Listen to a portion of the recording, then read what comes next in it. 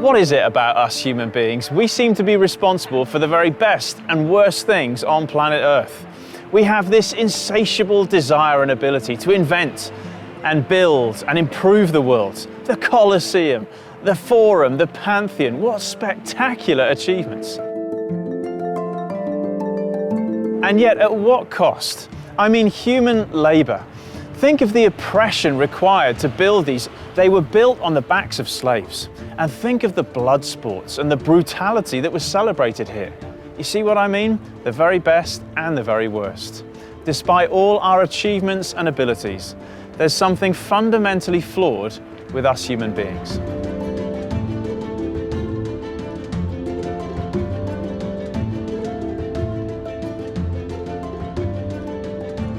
Now, let's be honest, nothing's fundamentally changed in 2,000 years. You just have to turn on the news or scroll social media to realise there's something wrong with this world and with you and me. Now brace yourself, because in Romans 1-3, Paul gives a gritty, honest description of our underlying condition. He doesn't pull any punches. But when it's tough, don't lose hope.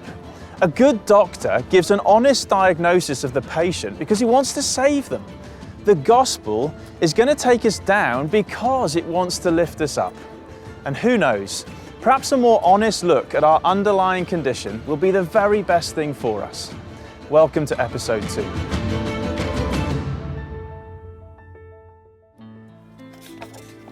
Paul, a servant of Christ Jesus, called to be an apostle and set apart for the gospel of God. I commend to you our sister Phoebe. Welcome her in the Lord. To all in Rome who are loved by God and called to be His holy people, grace and peace to you from God our Father and from the Lord Jesus Christ.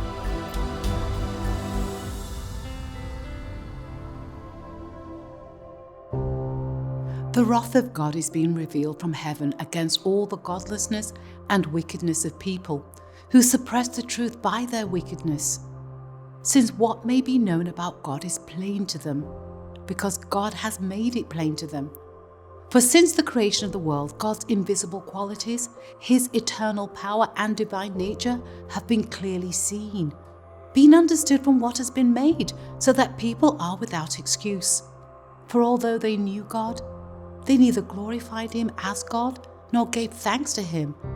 But their thinking became futile and their foolish hearts were darkened. Although they claimed to be wise, they became fools and exchanged the glory of the immortal God for images made to look like a mortal human being and birds and animals and reptiles.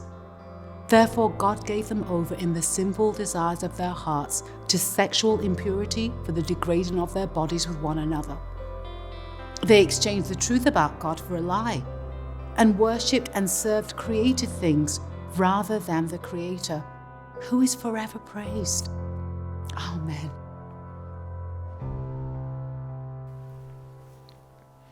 So as we saw last time, Romans was addressed to secret house churches scattered across the ancient city of Rome. A wealthy businesswoman called Phoebe was tasked with bringing the letter to them, and then she would have read the whole thing in one sitting. So what we're doing, chopping it up into sections, is not ideal, especially this time as we consider the bad news a little bit in isolation from the larger story of Romans, which is such good news. So before we dive in, let's remind ourselves of our route map through Romans and where this episode fits into the bigger picture. Well, after introducing the gospel last time, Romans now takes us down to consider the problem of sin, and then seeing how Christ alone can lift us up through salvation. He brings us to a beautiful place of peace where we can rest, before then heading along the narrow ridge of freedom that leads to the summit of hope. Romans 8, panoramic views of God's great purpose. Then we'll enter the cloud of mystery, considering God's complex plan for Israel, before descending into more practical teaching. Romans 12, how can we live with devotion? Romans 13 and 14, how can we play our part in God's community? And finally, Romans 15 and 16, what is our onward mission? Romans will show us how to live all of life in view of God's mercy. In this episode, Paul considers huge themes from Genesis and the beginning of our human story, creation, the fall, judgment and hope. So take a deep breath. The first section of adventure is always tough for cold muscles, but trust me, the view will be worth it. Now you may remember some of those key phrases that we reached last time in Romans 1 verse 16 and 17, where Paul declared that the gospel is the power of God and that it reveals the righteousness of God. That's God's faithful intervention, remember, to save his people. Well, in the very next verse, Paul sets up a deliberate contrast between the righteousness of God and the wrath of God, which he now says is being revealed from heaven against ungodliness and wickedness. Wrath implies anger and judgment. It's a revelation of how God feels about all that ruins the world he's made. But don't interpret God's wrath as something wild or unhinged. He's not a drunken father flying off the handle. God's angry because he cares about all the brokenness, whether personal, social, or environmental. Now, in this sense, God's wrath is an extension of his love. God's judgment is a positive theme throughout the Bible story. However, in Romans 1, Paul unpacks this theme, the wrath of God, in a rather surprising way. He speaks of it in the present continuous tense. The wrath of God is being revealed. In a certain sense for Paul, judgment's already here, not just in the future. Right now, in ancient Rome and downtown London, wherever you live, God's wrath is being revealed. Now, in what sense is that true? How is God's wrath already being revealed? Well, to understand it, we now need to follow the three sections of Paul's argument: creation, sin, and judgment.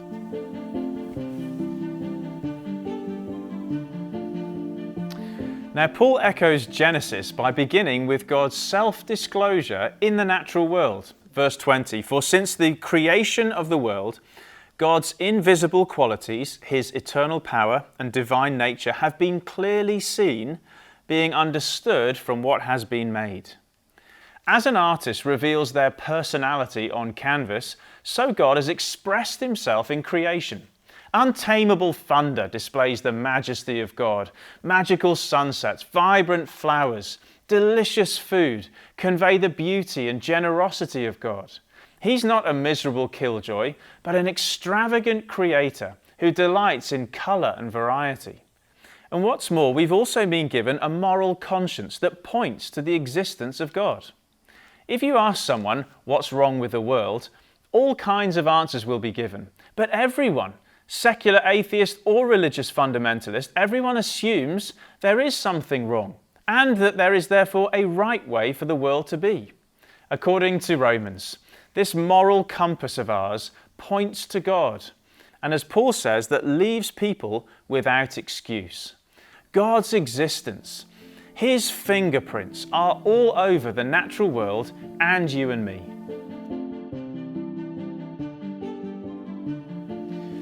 Now, Romans 1:21-23 then traces what happens when humans reject what deep down they know to be true.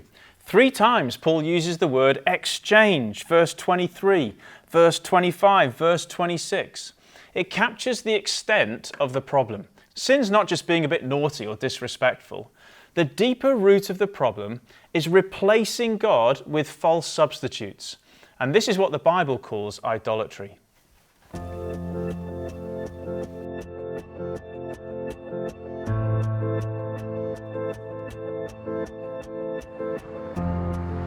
Ancient Rome was filled with temples. They were everywhere in the city.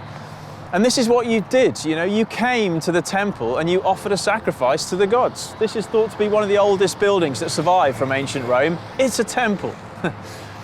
But in Romans 1, Paul squares up to this whole system and declares it bankrupt. He says in quite a challenging verse, verse 25, "They exchanged the truth about God for a lie and worshipped created things rather than the Creator." For Paul, these so-called gods were nothing but fake idols, substitutes for the real thing. But the good news is, we don't worship idols today. Or do we?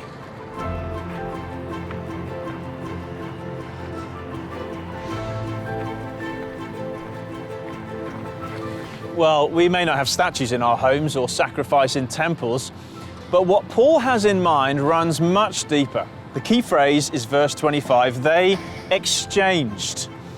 Idolatry is swapping the real God for alternatives. And in this sense, our hearts are still prone to serving substitutes. We do actually still make sacrifices, but in our case, we sacrifice for significance, for security, for pleasure. Our hearts chase after other priorities, careers, lovers, properties, sports, academic achievements, holidays. The list goes on. Now, these things are good, but when we upgrade them into our gods, we cross the threshold of modern-day temples. In short, it's idolatry when we worship things that humans have made rather than the God who made humans.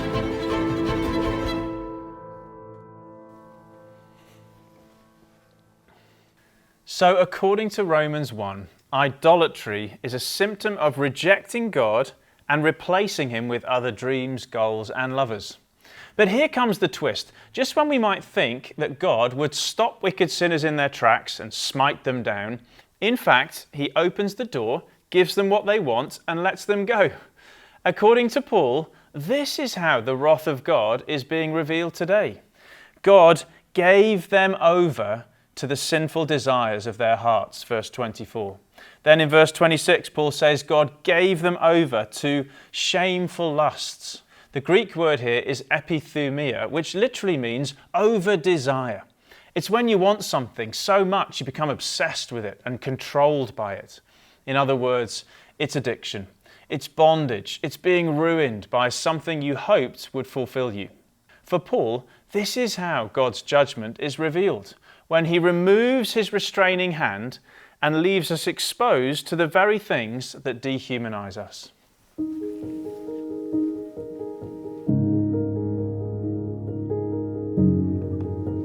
Now, in one of the more controversial passages in the Bible, Paul turns in Romans 1 to human sexuality as a kind of case study to illustrate his larger point. You know, the pattern of creation, sin, and judgment.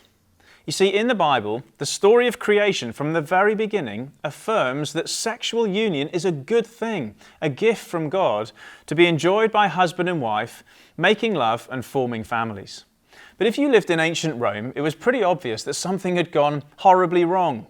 Orgies and brothels, rape and a real abuse culture, even older men sexually abusing boys. It was pretty obvious sex had turned dark.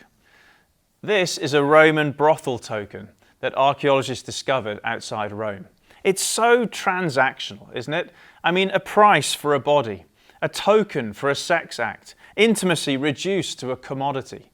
It's what happens when disordered desires take over. The divine gift is exchanged for dark lust, and the result is brokenness. Now, we still experience this today. In our culture, sex is more commodified than ever. Lives are plagued by abuse, pornography, and unfaithfulness. Unbridled lust runs riot, cheapening bodies and damaging lives. Now, this is Paul's point. Sin, including sexual sin, dehumanizes us.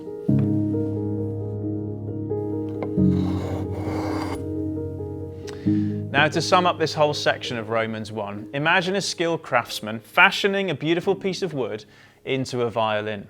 The wood has its own intricate grain or pattern, so the craftsman must work with the wood. The tools must go with the grain if they are to fashion an instrument that will bring music and joy and dancing to the room.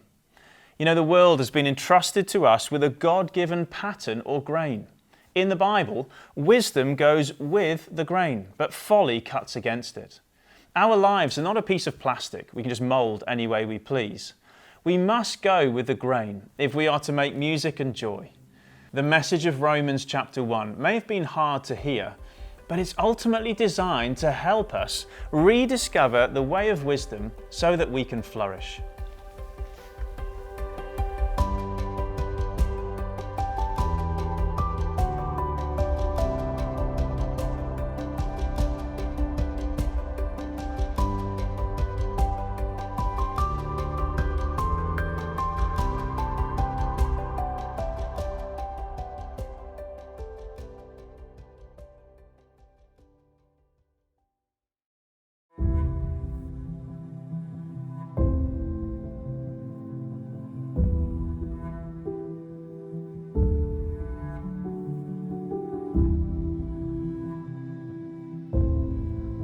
Ancient Rome was filled with pagan worship, but the hard-hitting message of Romans had an extraordinary impact. This is the beautiful church of San Clemente, which today is dedicated to the worship of Jesus Christ. But it wasn't always this way.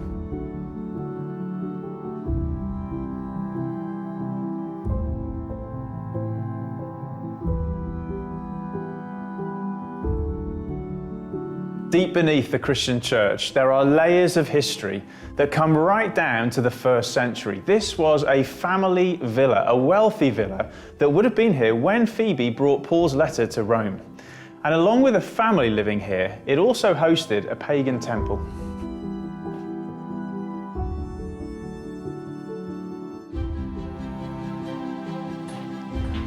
So this was a pagan temple, part of the Mithraic cult in the 1st century, which was very popular in Rome, and it worshipped false gods, but also encouraged various forms of immorality. But when the owners of this villa heard the good news of Jesus, they converted to Christianity. We don't know exactly when or how. Maybe it was through Paul's letter to the Romans. Either way, their conversion reminds us that the good news of Jesus, the gospel, could win hearts and minds right here in the pagan temples in Rome.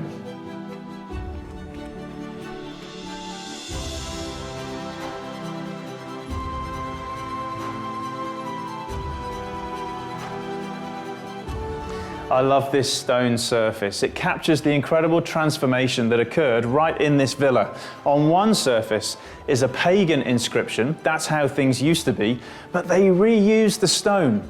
And on the other side is a Christian inscription as the family converted to Christ. What a beautiful symbol of the way the gospel can turn whole families and communities upside down. Now, as we continue through Romans chapter 1, it's got some tough teaching, it's hard to hear, but don't lose sight of where we're headed. This is the goal. The gospel delivers us from false idols and hopes and brings us to Jesus Christ, who helps us to flourish once again. That's the goal of Romans 1.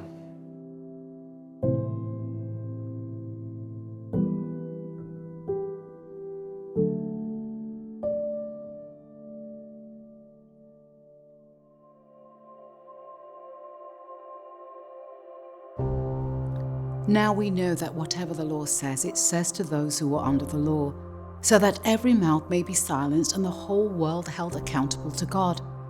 Therefore no one will be declared righteous in God's sight by the works of the law. Rather, through the law we become conscious of our sin. For all have sinned and fall short of the glory of God.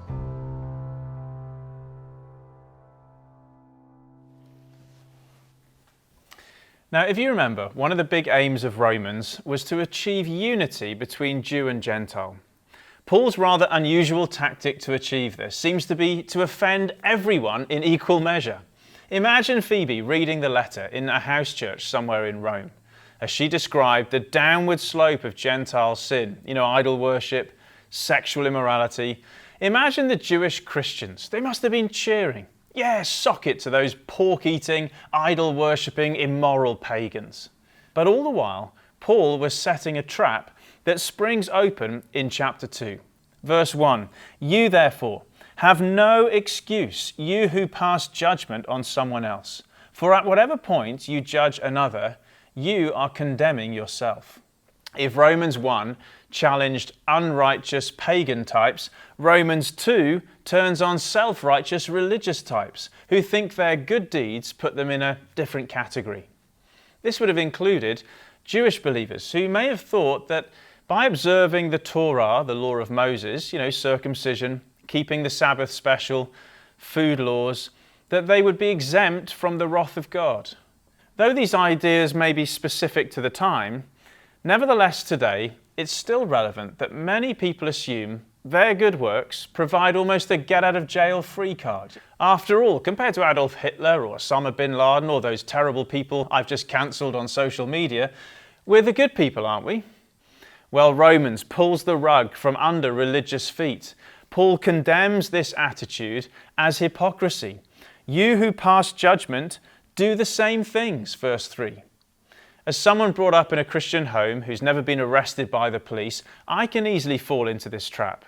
Whenever I smugly compare myself and judge others, I fail to consider all the ways I've failed to live up to God's standards, even though I've actually had so many privileges and good influences. With this in mind, Paul poses a question that every one of us has to reflect on. Do you think that you will escape God's judgment? With Jew and Gentile now equally offended, it must have felt awkward as Phoebe read on into chapter 3. Rather like a prosecutor in a court of law, Paul now takes both Jew and Gentile by the hand and brings them before the judge. There he imagines, verse 19, every mouth silenced in the light of this perfect justice that cannot be evaded.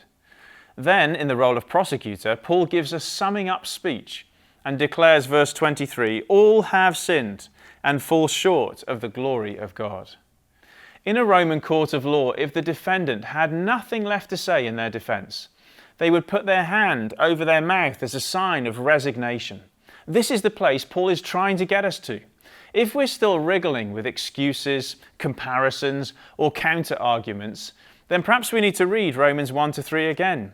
You see, ironically, it's only once we've given up that we're ready to move on. Only when we've resigned ourselves to the bad news, I'm guilty, only then are we ready for the good news.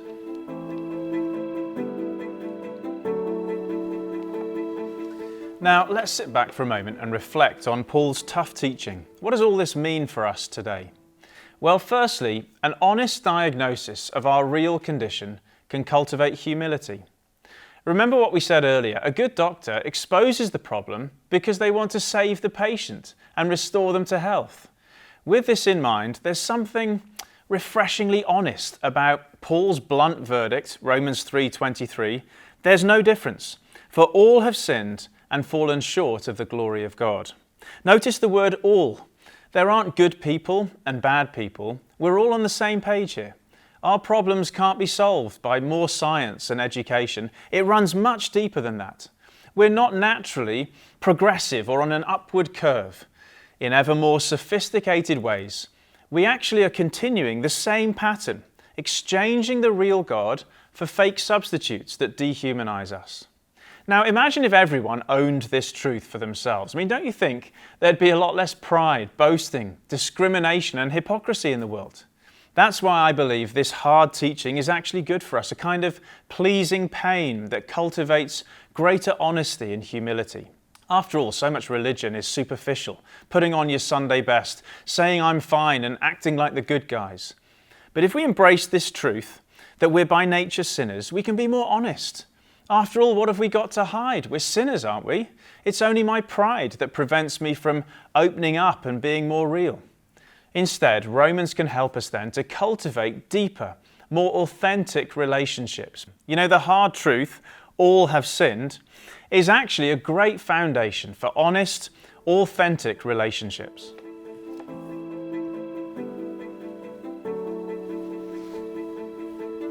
Now, secondly, this honest diagnosis of our condition reveals the power of the gospel. It's easy to assume that the world is getting worse, the youth of today are more wicked than ever. But Romans actually encourages a more positive, optimistic view. If Paul can say, in the face of all the wickedness of ancient Rome, the gospel's the power of God for salvation, then so can we. Humans today, they're no worse, and the gospel is certainly no less powerful. Romans then is not encouraging pessimism, or giving permission to sit back and moan about how terrible society's become. Quite the opposite. The darker culture becomes, the brighter the gospel shines. A few years ago, having decided to ask Charlotte to marry me, I needed to get an engagement ring. So I went to the jeweller's near where she lived and browsed some options in the cabinet.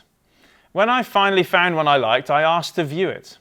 However, before the jeweller took the ring out of the cabinet, he first spread out a black velvet cloth on the counter. Only then did he set down the ring onto the counter so the diamond sparkled on the black.